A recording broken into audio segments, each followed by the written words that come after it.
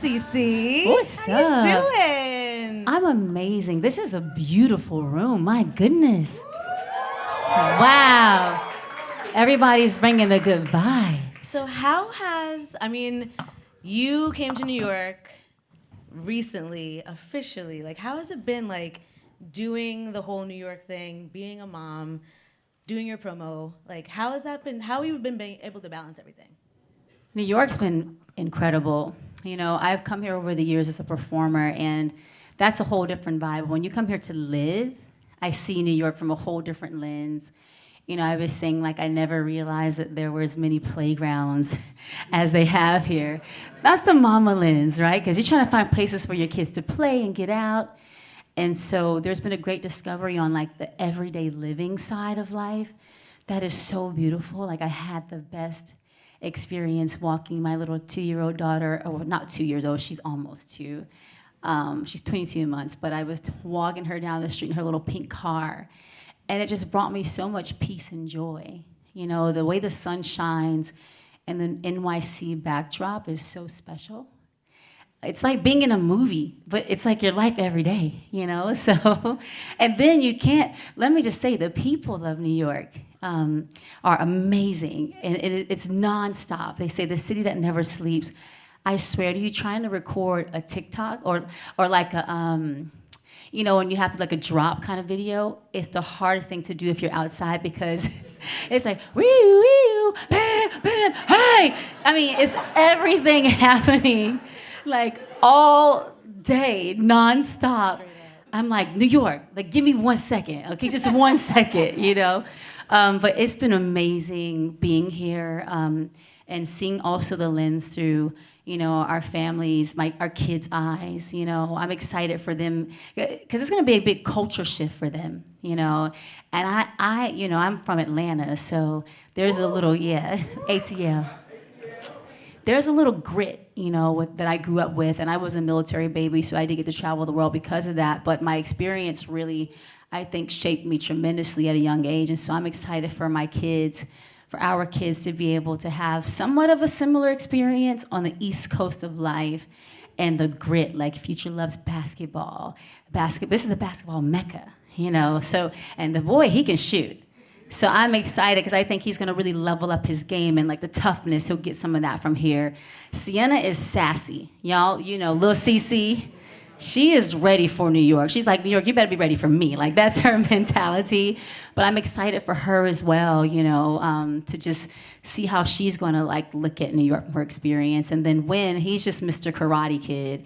He's like, no matter where I am, it's my jungle gym. So that's amazing. And again, Amora, she's just such a sweetheart. And she's like running the house right now. So that's exciting. And obviously football, you know, we got to talk about that. That's the reason that brought us here. And so I'm excited for that chapter for Russ as well. You know, we're super excited in our house. So New York has so far brought us really exciting, beautiful things in our lives. I love that. Yeah. My family's a big Giants family, so I'm always rooting for the Giants, even if I'm, you know, rooting from afar. You know. Go big blue, baby. Let's go. So speaking of, you know, motherhood, this is your first full-length album as a mother of 4, and also your first full-length album since the pandemic began. Have you noticed that your creative approach to crafting this album has changed in these 6 years?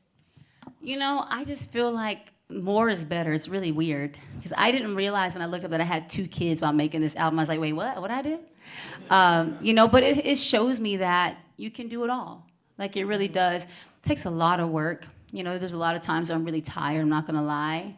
You know, finishing up this album, I was like, one eye open, one eye shut, singing in the studio, just trying to get the last bars laid down. You know, it's a lot of sacrificing that goes into it. You know, but it's worth it, which is cool. And I think, you know, obviously being on the independent journey as an independent artist and running my own label, it's like double up the workload. But again, you know, it's just showing me like, you know, you can do it. Like, just keep putting your mind to it. Keep putting one foot forward in front of the other. You're not going to get it perfect all the time, but just the key is putting a foot forward, you know, and taking a step forward every time. And so this album just showed me like, you know, that drive and that ambition is in me, you know, and someone asked me about like my passion for why I do what I do. One, I love what I do. But I'm hungry. I'm gonna forever be hungry. Like that's the girl that I am. And I'm driven by also, goals that I want to accomplish. And what this independent journey has showed me is the power of my fans too. Honestly, all of you guys in this room, you don't understand how important you are to me. It lights up, my heart and obviously my face when I see your faces because you care about what I do. And I'm so passionate about what I do. But it's your fire that you feel, that you give me, that puts more fire in me to keep going. And so this project is just showing me, like, CiCi, you got this. Like, even when it's crazy, you're going to figure it out. Like, don't give up. Keep believing in yourself, and keep going. So, yeah, it's a lot going on. Four kids, it's a lot, y'all.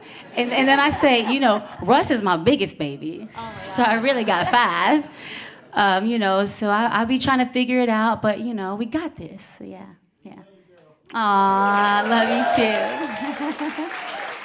And it's obviously the CiCi album is an expansion of the CiCi EP. How did you determine how to evolve that sound into making it more of a definitive piece of work and cohesive piece of work? Yeah, well, when I first started off the album, I was doing it in EP form, and then I started giving my fans songs as one-offs, and I'm like, wait, why am I going to keep doing this one-off thing? Like, let me just put a bow on it. And when time goes by, you just continue to like experiment. You continue to evolve, and luckily there was still a cohesiveness from the 6-year start point to now. But it's kind of all like a bow around this whole era, like sonically, that I'm really into and the vibes that I'm into. I think that when you guys listen to the project, I hope you feel there's a cohesiveness, even though the songs and sounds are sometimes a little different, they're still connected. And so it was really an organic thing, making the project the way that it turned out being. And I had a lot of fun. Like I would, wake up, drop my kids off to school, and then come back home and go into the studio and spend hours and then go pick them up from school, or then, break, go work out. Like, it was a lot going on, but I was having so much fun making this project. So I hope that when you guys listen to it, you feel the good vibes. Thank you. She said it's fire. Yeah, girl. That's what I'm talking about. I hope that you guys really enjoy, listening to it as much as, fun I had making it. I honestly was like in my bag of joy, my joy bag, like seriously, like in that bag, like going to the studio every day, just smiling big, letting the music take me, wherever it was going to take me naturally. It was just an amazing experience. I was actually just gonna say, aside from Tyga, this album is a return to form. It's just Southern, so Southern. There's New Orleans, there's Big Frida, there's Jesse Fizzle. Like, to have him back, like, I feel like hearing Fizzle. Ladies and gentlemen, like, that's a call to action to me. Like, if you, like, if just, come on now. There's Lotto, there's Lil Baby. It's like, as an Atlanta girly, what magic is in this city that continues that thread of, that unshakable connection to Atlanta for you? I always say you can take me out of Atlanta, but you can't take Atlanta out of me. ATL is just so much sauce that reeks from the streets of Atlanta. It's really a cultural thing. It might be something in the food, too, a little bit. I don't know what it is. But it's a lot of goodness, good vibes and energy. It's a special thing when you get to be a part of the Atlanta music culture. And, it all comes down to the music. And, I think that's what's beautiful about this world, is that every region has its own unique sound and, vibe. And there is, like, you can tell, like, the feeling from music that comes from here in New York. Or if you're on the West Coast, like you mentioned, the Tiger record is super West Coast. Like, I'm in my West Coast bag, on that record. But there is just something special about Atlanta music and artistry, and it's a cultural thing. You know, it's kind of hard to describe it, but it's just a feeling. You know, sometimes when I go home, I talk, it's like I'm talking another language. I'm like, what you talking about? You know what I'm saying? You know what I'm saying? Shout, you know what I'm saying? We're going to be out here having a good time, you know what I'm saying, or whatever. It's a whole different thing. Say it again. But it's, you know what I'm saying? So, but yeah, it's a cultural thing, you know, for sure. And it's really hard to describe it in words, but it's a feeling. And Atlanta's impact on hip hop, like we talk about it all the time. There's so many, you know, life-changing songs from Atlanta when it comes to hip hop. But there's also such an R&B scene in Atlanta that no one really always, like, they don't really discuss. There's Gladys Knight, there's Usher, there's TLC. How do you think that your contributions have, you know, really shaped the R&B sound for Atlanta? You know, I feel funny talking about myself in that regard, to be honest with you. But I just feel fortunate that I was a part of a really special moment in time in music when I launched my first song, Goodies, with Lil Jon. You know, that was such a big cultural moment, and a distinctive sound was given birth to at that time, and that was significant for me to kick off my career, first song in my career, you know, going #1 for however many weeks long. But one of the most important pieces was being part of such a special sound and movement in music. So, you know, that's a very nostalgic thing for me every time I perform that song, and it feels like when I know some people are new fans on my journey, they're singing it like they were with me when I made it, you know. That's such a blessing and a gift to have a song like that. So I'm just really proud and thankful that I've been able to be a part of moments like that in urban pop culture. Outside of your connection to Atlanta, you've also become a citizen of Benin. Congratulations. Yes. That's such a milestone, a homecoming, and I really congratulate you on being able to make that connection. Thank you. And I feel like for a few years now, we've been hearing that influence on your sound between Freak Me, Low, with Diamond Platinums that just came out. I know y'all have been dancing to that. I keep seeing it. Yeah. So how has this connection shifted the way you create and how you approach sound and how you just build what you're doing? First, I say, je suis béninoise. You know, I'm just very proud to be a Benin citizen. But to be honest with you, when you go to Africa, honestly, I wish that everyone could have the experience to go to Africa. It is so, so special. Like, it's no way to describe it. It's just like, I walk back, like, my smile is even like, I'm like smiling from ear to ear. I'm telling everybody, like, oh, they had this, and there was this artist. And I mean, there's just something so special and magical about that place. And even back then, when I worked with techno, you know, these artists were really buzzing in the streets of Africa. They hadn't quite crossed over to, you know, America. And I was like, this is gonna be the future. Like, this music is gonna be so infectious in America. Like, I could see it when I was there. And so it's one of those things that you wanna be a part of it. You know, if you love music, you're like, I want a piece of that. Like, I want to, you know, really get into the experience. I want to collaborate with an artist from here because it's just special. Like, that's the power of music. Like, it brings us all together no matter where you're from, no matter what social economic status, no matter what color of your skin. Like, it has the power to bring us all together. And you know, you guys know CiCi loves to dance. So, you know, I have also an appreciation for the performance that comes from the streets and and from Africa. It's like the way they wind their hips is different. The way they bounce that thing is different. You know, because CiCi should bounce that thing now, okay? But the ATL style bounce is a little different than the African bounce. Like, so I'm looking at the hips. I'm like, I gotta put my hands on, you know. I was working with this choreographer named Izzy. Put my hands on her hips, and I'm like, okay, now how's it go? It's like reversing, you know, the whole way of approaching it. But I just have an appreciation for the culture and the people of Africa on every level. Creativity, the designers. I think that we're gonna see a lot more designers emerge from Africa as well. They're on to something really special there. Like I said, the music, the food, just everything, man. It's a special place. And so I'm so grateful that Diamond Platinums joined me on this project because he also has a special like energy, and like being in the rehearsal hall with him and like catching some of his sauce and like, it was a really special experience. So you're working with Diamond Platinums on this, Lil Baby, Lotto, but throughout your career, you've worked with some huge names, Busta Rhymes, JT, Justin Timberlake, and my president, Missy Elliott. Oh, yes. So what? Did you call her your president? Yes. Okay. Forever and always. Missy Misdemeanor Elliott. Just honestly, I could go on for days, but we're here to talk about you, girl. So are there any lessons that you've learned from the artists that you've worked with in the past and the artists who are, burgeoning now that have continued to influence the way you create and perform and you move throughout the industry? I think the greatest thing that I pick up from every artist that I've worked with, because they all have their own different styles, is just commit to being you. Just be true to who you are and be you boldly. That's what allows you to cut through and, I think to have your own, to carve out your own lane. Don't worry about anybody else. Just be you at your best. And I think that, Missy's a perfect example of that. Even though she's like a sister to me, when I see her, I'm still mesmerized. I'm like, she's just so cool. She's so different.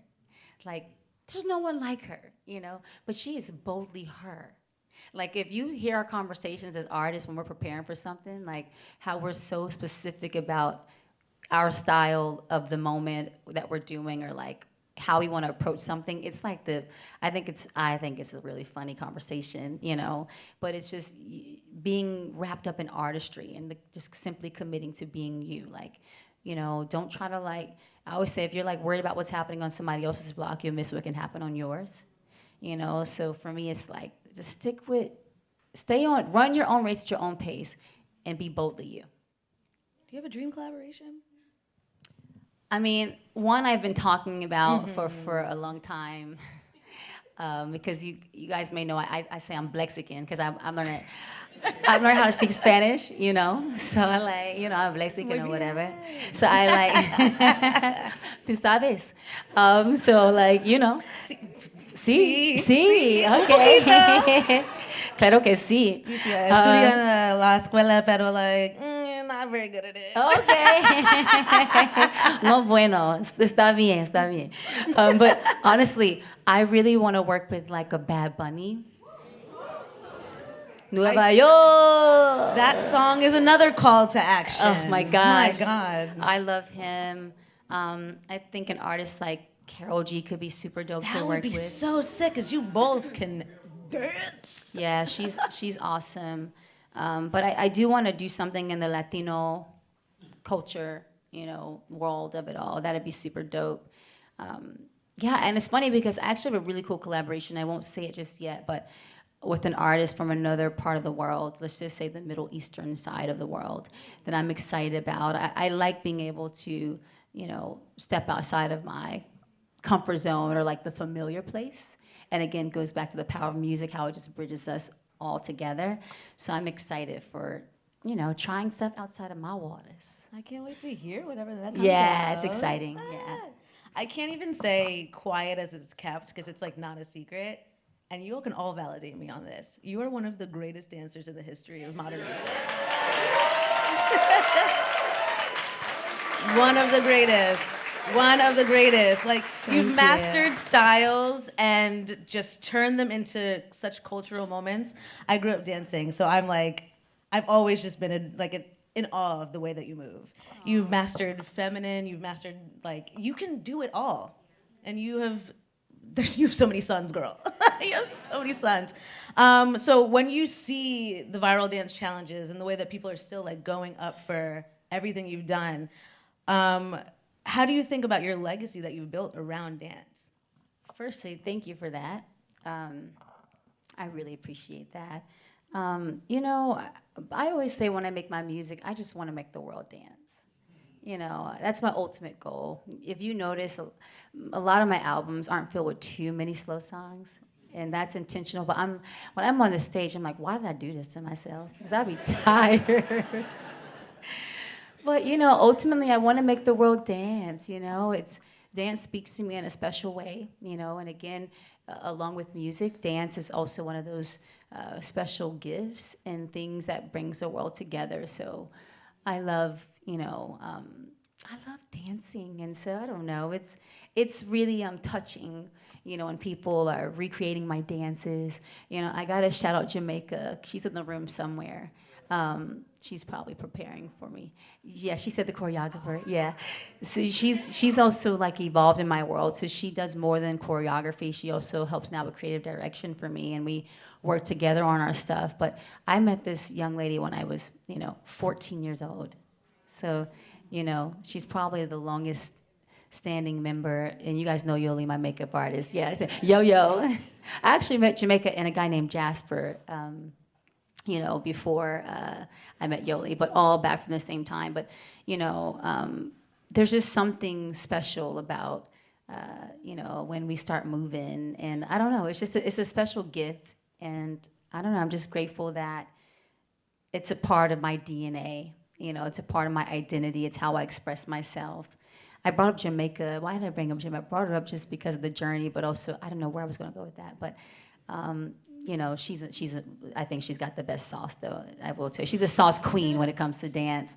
And I don't know, it's just a gift to be able to be doing it for as long as we've been doing it together, and being able to see people. Oh, that's what it was. How people recreate the stuff that we've created, or like, she put me in the room with Taylor Terry. You guys know the dancer Taylor. She put me in the room with her, and I saw the chair dancing, and I was like, oh, I want to try that. Then I was scared. I was like, I don't know if I can do that like that, because it like she was floating on water. And so, I like when I try to challenge myself to do stuff like that, or see people do the Matrix, or people. Oh my God, I used to try to do that all the time. My knees don't work like that. Like straight up, like there's that move, there's the 1-2 step that we all still do it, but there's also the new low challenge. There's the ecstasy challenge. But then 20 years ago, you had me in my kitchen going like. So like you've been just there, and I just to inspire like current generations, but to also continue to inspire the generations that like grew up with you. It's just awesome. Thank you so much. And when it comes to the current generation, you just opened a dance studio in Atlanta, yes. which I love. Thinking back to when you were a young ATLian, what do you wish that you had access to now that you're intentionally building? Yeah, well, that dance center actually was through our foundation and in partnership with the Boys and Girls Club. And the idea was to give kids a space to create and have a place to go to. And so we're actually working on building 3 more in the tri-state area. So super excited about that. Yeah. Russ and I were really big on, encouraging people to have a why not you attitude. And so I think with the why not you attitude, man, the sky's the limit. So why not kids be able to have a space to dream and create? But access, what do I wish I had access to when I was younger? I don't know, because I like my journey. I didn't have much, but I had a big dream. I had access to dreaming, right? And I created that space as a young girl. And I want to encourage every person in this room to dream big, because dreams really do happen. Like sitting here on this stage, I'm literally living out what I dreamt of as a little girl. Like, it's very surreal, and it's a blessing that I don't take for granted. I wake up every day doing what I chose to do and what I dreamt of doing. So I don't know if I want to say I wish I'd had access to something, because not having the access is what also created grit and what allows me to appreciate everything that comes my way. I'll never forget where I came from. I'm thankful for where I came from. I always say where you come from in life doesn't determine how far you'll go. And so I'm thankful for that journey. So, I like the not so pretty parts of my life. They make me who I am. So I don't know. I'm just fine with how it went, coming up. Yeah. So you've also shared how important faith is in your life, and it guides you through all of your challenges. So beyond the spiritual, how do you balance trusting the process with taking like intentional action, especially when it comes to results that might not immediately be visible to you? Man, it goes back to belief. And faith is believing in what you don't see. So they say you can have faith to see the size of a mustard seed that can move mountains. It's in the Bible. And that's a real thing. And you know what really allows me to stand firm and to stand on business, as they would say, but to stand on my faith, is because I've seen what's happened in my life. Every time I've had faith, and I may have been at my lowest, or I may have felt like I wanted to give up, or just couldn't understand why something wasn't working out I wanted it to, but I kept believing. That was my faith that was like pushing through for me. I keep my faith because I know how God has showed up in my life, you know, at those times when I didn't understand what was happening and when I couldn't see the light at the end of the tunnel, but I just kept believing there was a light. That's what allows me to keep my faith. So if anybody in this room is struggling with believing in something, you know, to happen for your life, I'm pretty positive that every person in this room has experienced a moment where you didn't believe and something happened. Is that fair to say? Can everyone raise their hand and say that's facts? So make that your go-to when you're doubting yourself or doubting the moment. Just remember how when you struggled with believing and you were having a tough moment, wondering what the next moment or thing that you were dreaming to happen was going to happen. Remember that feeling from when it happened for you. It can happen again, and it will if you just keep walking in faith. And Yeah. Ciara's good at prayers, y'all. So I think we're all really blessed right now. And everything you just said, anything that you're thinking about is probably going to happen now. But you also have to put in the work. But if it don't happen, don't be mad. But don't be mad at her. Because it's for a reason, you know, like trust, you know. I want to talk a bit about your legacy. You've been doing this for more than 20 years now. So what reflections do you have when you look back on your career as it continues into its second decade? Man, what reflections I look back. I just remember being like this little ambitious young girl. Like I say, I'm a woman of ambition on a mission. And at that time, I was a girl of ambition on a mission. She's a rapper, y'all. Bores. No, I just reflect back to being like this little girl, like, I'm gonna do like this, and I'm gonna do like that. You know, they have me on video, I had to find it.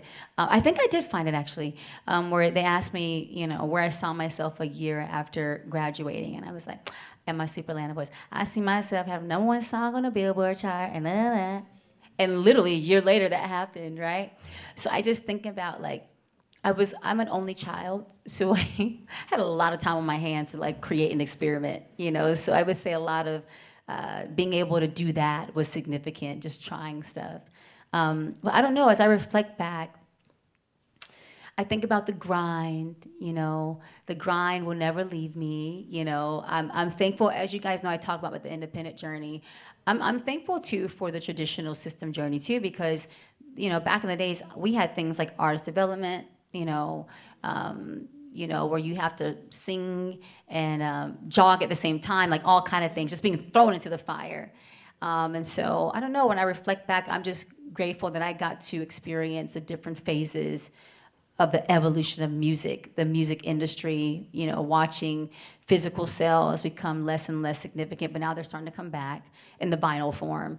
But then watching how digital performance impacts or streaming impacts the positioning of your song on a chart. Remember ringtones? I heard ringtones are coming back too, actually. Good, because I got a couple in the bank I want to put on. I don't know, but I'm thankful for my journey when I reflect back. I'm very fortunate I got to see a lot of cool things happen, you know, a lot of the evolution of music. But I just remember, again, being this little girl, like, just so confident and, like, was a little naive, you know, but I like that I was a little bit because it really made me, like, just go for stuff. I wasn't ever overthinking it. I was like, oh, no, this is what I want to do. I'm just going to go for it. But I didn't know, like, I was maybe facing opposition right in front of me, you know, one being a girl. Obviously, being a woman of color, I had no idea these things were probably against me in the room. But me being a little naive was just like, oh, well, this is what I like, and this is what I want to do. This is how I'm going to do it, you know? And so, yeah, a lot to unpack there. Yeah. So I'm actually going to read this question straight off the paper because I feel like I need to articulate it perfectly. So you've got a catalog with streams in the billions, so clearly we've all heard your music at some point, even if people are like, no, I haven't. But there's a much deeper thing that I want to ask beyond the streams. Last year, you were sampled by Megan Thee Stallion and performed with her at Coachella. Your work has been interpolated in songs by Flo, Raven Lenae, and Baby Tate. Normani looks up to you. Fifth Harmony, group of women of color, just interpolated Goodies at the Jonas Brothers concert. Ari Lennox said that the Goodies album changed her life. And Victoria Monet said in 2024, she doesn't know what music is like without you. So how does it feel to still be such a cultural touchstone but especially among Black female artists. Yeah, that's so sweet. You did that, girl. So sweet. I just feel thankful, because I know like what it meant for me coming up and having artists that I looked up to. Sorry. I do this every time. I don't know. I think because I'm in a chapter of gratitude. So for me, when people say they look up to you in a way that I looked up to someone like a Janet, or a Michael, or artists that I admired, when people show you love like that, it means a lot because I know the exact feeling that I had when I said what Janet meant to me or what Michael meant to me or other artists meant to me. So, when you get that kind of love, like it's a special thing because I see the amazing work that these artists are doing. So for them to speak about me in such a powerful way, it really inspires me. Yeah, so I'm so grateful. Yeah. I had to answer that. I had to ask That's that. so I sweet. just. Yeah. Thank you, girl. Yeah. And we really did grow up with her. Like, God. I remember watching. It's okay. I remember watching 1 2 Step and being like, I want to do that. Aww. You were just so cool, girl. Aww, so sweet. Thank you.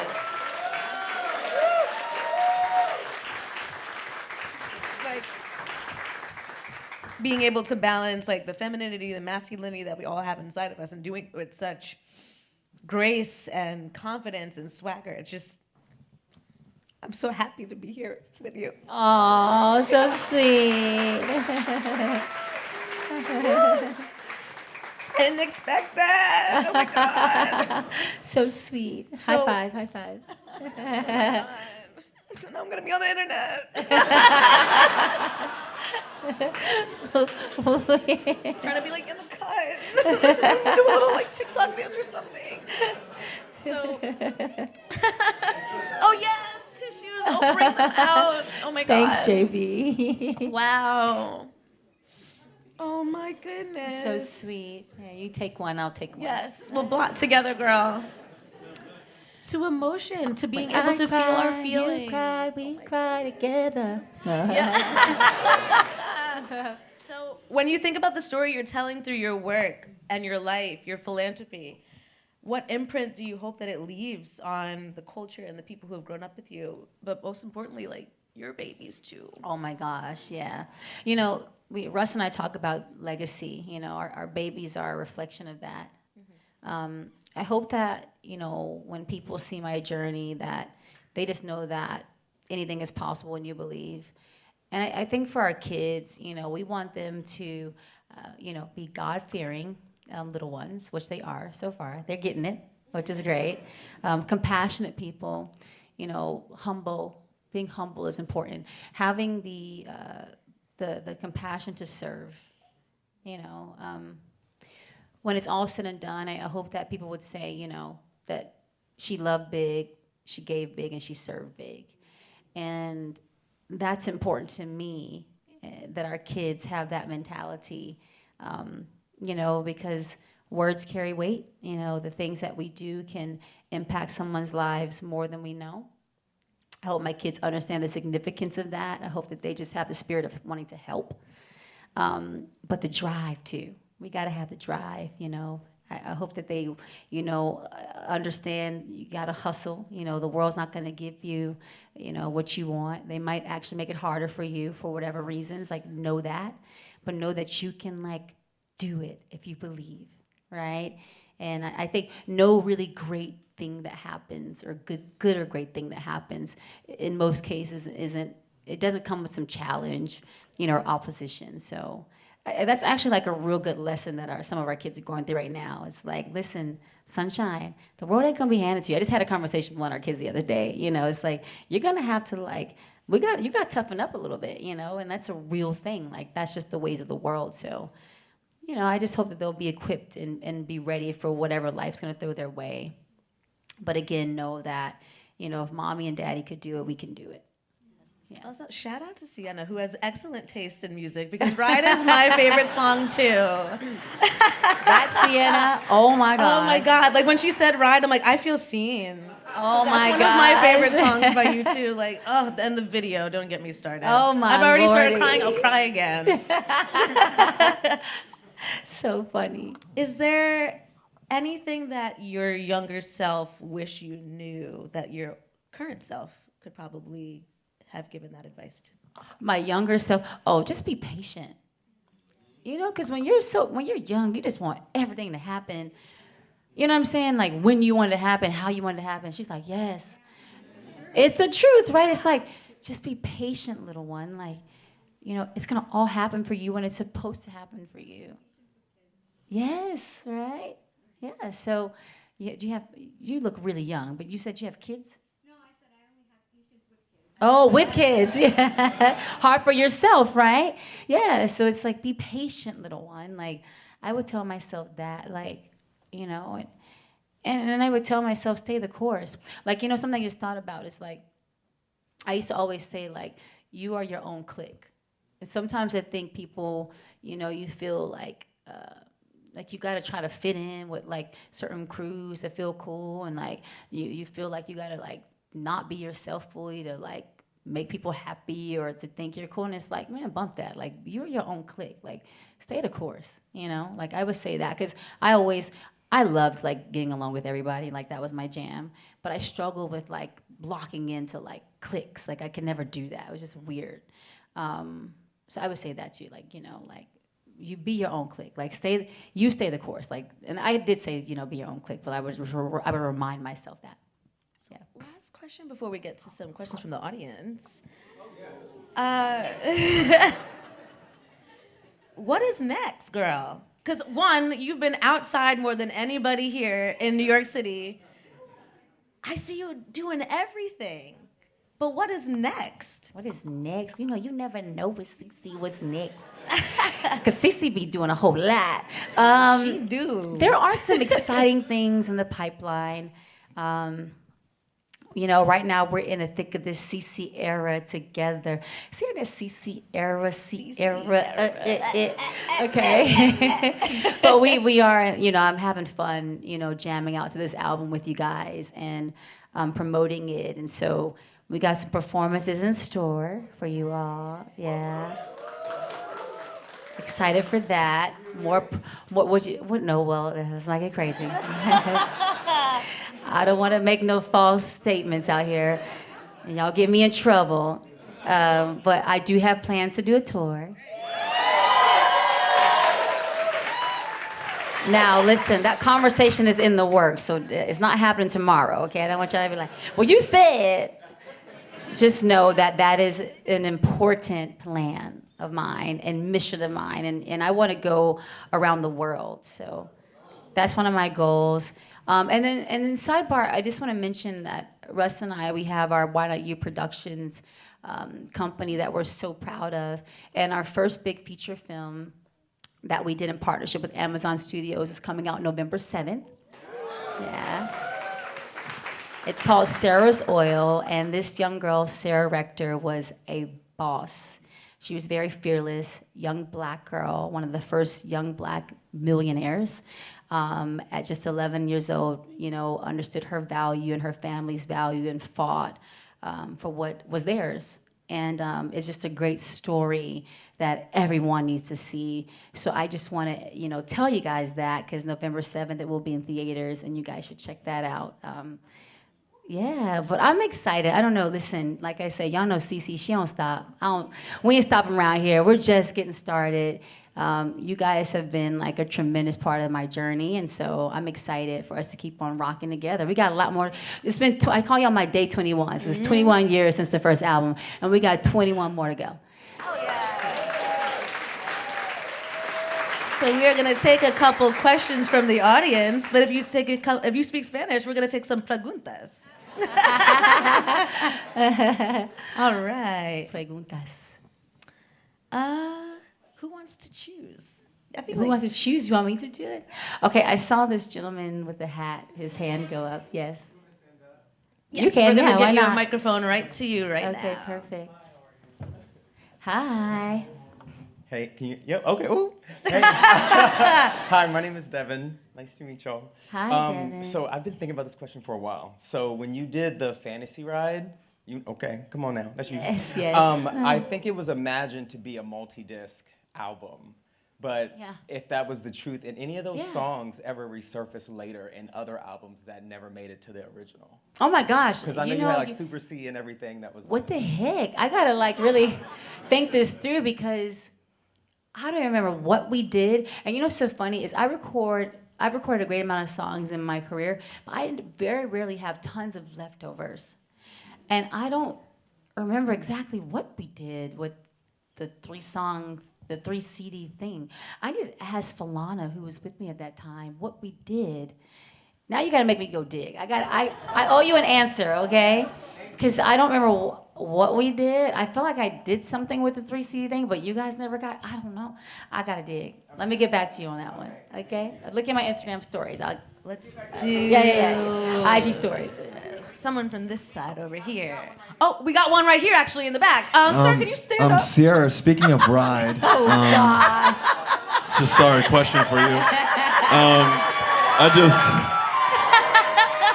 One of my all-time favorite videos is actually your video Ride as well. Speaking of riding, when is Cinco coming?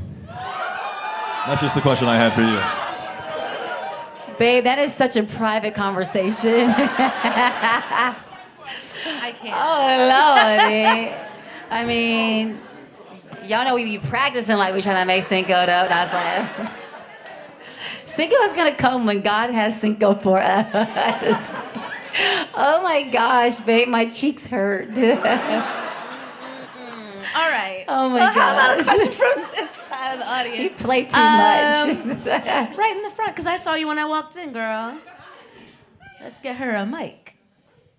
Also, I have to say, another favorite song of mine, of yours that you did, Paint It Black. Your cover of Paint It Black is so good. Thank you. Oh my God. Thank you so Love much. it. Thank Had to you. shout that out. Number one, I'm really nervous. So, whoa. Oh, My so name is sweet. Cherie, and Cherie. my question is, how do you balance the career side where everyone's just talking about music, music, music, and the personal side where everyone wants to be like Russ and Cinco, but but how do you balance between the two when it may feel like one may be taking precedence over the other? Oh my gosh, that's a really good question because I think I finally come to the understanding that balance is maybe not a realistic thing. You know, it's just hard sometimes to do it all. But my greatest thing I think that allows me to make it all work is I'm committed to all of it. You know, I'm all in on my life. You know, I'm all in on being there for Russ. I'm all in on being there for our kids.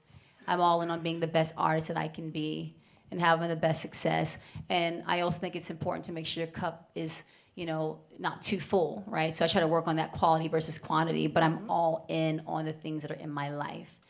So because of that, I find a way to be there. I find a way to make it all happen. And I think it's my gratitude for the things that I have in my life. I just know I'm so blessed. Like I tell you guys, we ain't stressed out, we blessed out. Yeah, we blessed out. So being blessed out can sometimes be overwhelming, to be honest with you. You can have a lot of good things going on and still be like, oh my gosh, like this is overwhelming. But it's perspective, right? I'd rather be overwhelmed by a lot of good things, you know, than any other way. So I'm committed to every aspect of my life. And that passion, you know, comes through because of that. Thank you so much. Yeah, you're welcome. Awesome. Let's try a question over here. You choose this time. Okay, red outfit, white, yeah, red and white. Good evening, Red hair. everyone. Hello. Hi. Hi. I'm so nervous. Oh my God. I'm so nervous. Well, I do have a question. And when you feel uncertainty, how do you best handle it? Because I find myself in my 20s going through like so much emotion, and oh my God, I hope anyone can like attest to this. I'm like this. I'm like this. I'm like this. I'm like this. That's how I feel. So Yeah. how do you deal with When I feel uncertainty? uncertain, sometimes you have to like stop. Because you're like, I'm like this, and I'm like that. Sometimes you can be like that because you're trying to find your way, but sometimes just being still, like stop the movement, pause for a second, like let's process, what am I trying to do? Where am I trying to go? What do I want? Like we have to sometimes do that, and I found in those moments of being still, like there's a line in the Bible that says, be still and know that I am God. For me, being still, letting God like take control is important too for me. But just sometimes like, let's just stop all the movement. Let's just pause for 2 seconds. Like, what mission am I on? Like, really think it through. Like, do I really want that to happen? Whatever it is you want to happen. Like, okay, if I do, then how am I gonna get there? Like manifestation is real. I believe it. I'm telling you guys, there's the power of the tongue is real. It also says in the Bible there's life and death in the tongue. So I say when you speak about your life, you have a chance to tell your life story. So when you speak, say great things. Like speak life into yourself and what you want to do. And just know, being uncertain is okay. You ain't crazy. You're just processing. So sometimes we have to do that, right? I want to remind you to give yourself that grace because that's important too, So yeah, that's what I would say. Yeah. Nice. I think we have time for one more question. Let's do somewhere over here. You in the front. Yeah.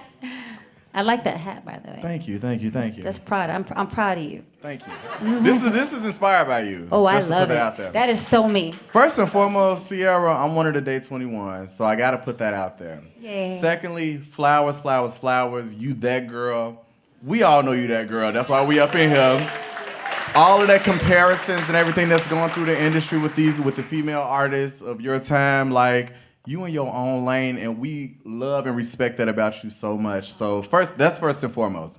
But I had a question about songs that you've had in the past. Now that you have your own masters and your own label, is there any song that you feel you want to either recreate or give like a 2025 plus year version of, or video or visual for, that you didn't have to say so back then because of label decisions, or some type of reimagined version of something that you've already done?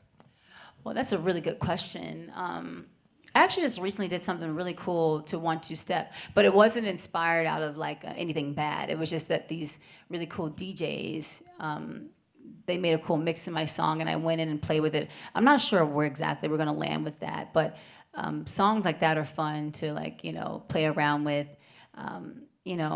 It's kind of tricky because it's like, I think I could take like a song like Goodies, and obviously Meg used it as a sample, which is really cool. I think I could take a song like that and remix it even for today, like get somebody to put a verse on there. I think you go super hard. So it's a really good question. I think that I'd have to really think it through fully, but I do think songs like Goodies could be awesome to have fun with. As I mentioned, 1-2 Step, that's special though. Me and Missy, that's just special. It would have like a dance mix of that song. I think Promise. Yeah, we could definitely do a revamp 2025 version of Promise. Yeah, that's a good question. Those are a couple of songs that come to my mind that could be really fun. You know what song though I really loved?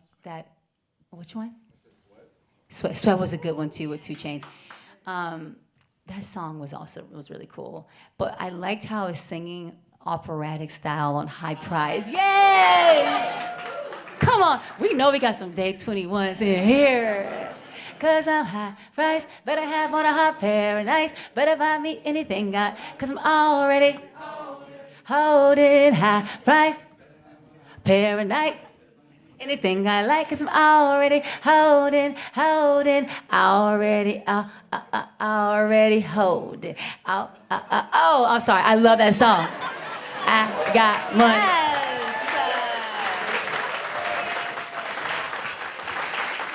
Well, all this talk about music, I'm sure you guys want to hear some music, don't you? So we are going to take a really quick break. We're gonna come back. We're gonna have some tunes. So get your drinks, get your food, fresh it up. Ciara's gonna be back. Let's have a good time. Thank you so much for the great conversation. Thank you so much. I'm excited to keep having fun with y'all. So let's keep it going.